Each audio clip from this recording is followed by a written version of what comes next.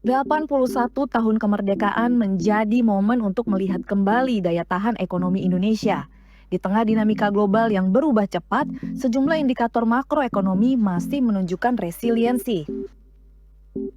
Triwulan kedua 2026, ekonomi Indonesia tumbuh 5,29% secara tahunan.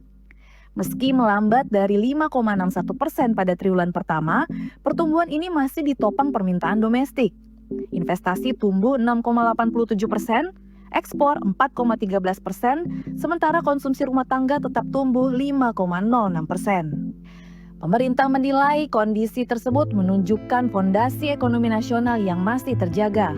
Cadangan devisa, kondisi fiskal, hingga rasio utang terhadap PDB disebut masih dalam kondisi aman. Pemerintah juga menyoroti investasi yang mulai terdistribusi lebih seimbang antara Jawa dan luar Jawa.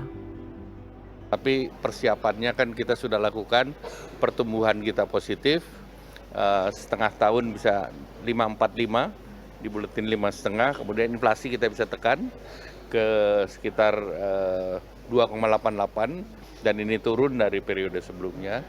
Dan kemudian juga jumlah indeks daripada mereka yang bekerja meningkat, kemudian investasi yang masuk ke Indonesia juga meningkat.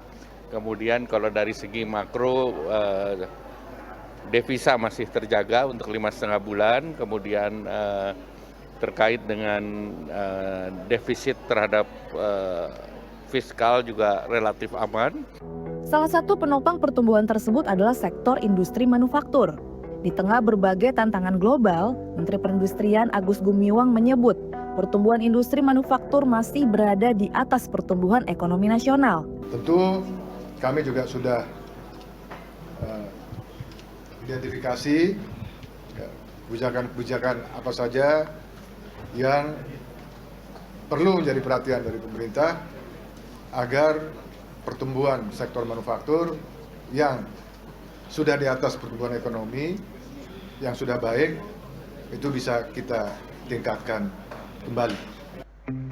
Namun, angka-angka makroekonomi tersebut belum tentu sepenuhnya tercermin di level pelaku usaha.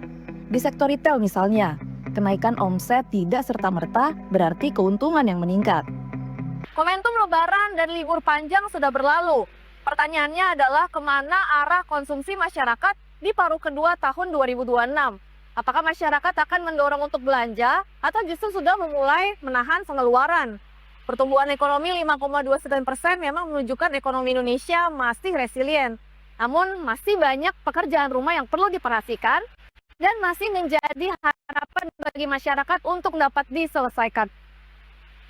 Karena kita juga ngerasain ya sebagai Gen Z tiba-tiba semua harga naik, gaji UMR tidak cukup ya mengcover untuk semua kebutuhan sehari-hari. UMR-nya juga boleh dinaikin ya. Pastinya governance gitu ya, kepastian dalam menjalankan bisnis, kepastian berinvestasi, kemudahan bisnis kita tuh masih sangat jauh dibandingkan negara-negara lain ya. Jadi pengurusan kayak ormas, kayak administrasi, izin, dan ya practice of ease of doing business in a good manner and practice itu penting banget sih. Persoalan daya beli, lapangan kerja, dan investasi swasta kemudian menjadi pekerjaan rumah dalam mendorong pertumbuhan yang lebih tinggi. Oleh karena itu, target pertumbuhan RAPBN 2027 tidak hanya bergantung pada stimulus fiskal, tetapi juga pada seberapa kuat sektor swasta bergerak. Dan kalau kita lihat bahwa ini mengindikasikan purchasing power atau daya beli masyarakat itu belum secepat dengan pertumbuhan PDB-nya. Dia belum recover secara keseluruhan. Dan ini juga hari-hari ini kita mendengar bahwa memang konsumsinya tinggi, tapi kenapa dia tinggi? Dari mana asalnya? Ternyata pembiayaannya adalah dari mantap, makan tabungan, atau juga makan utang. Karena itu, tantangan RAPBN 2027 bukan sekadar menjaga APBN tetap menjadi penopang pertumbuhan, tetapi juga memastikan sektor swasta, investasi, dan konsumsi masyarakat kembali menjadi mesin pertumbuhan.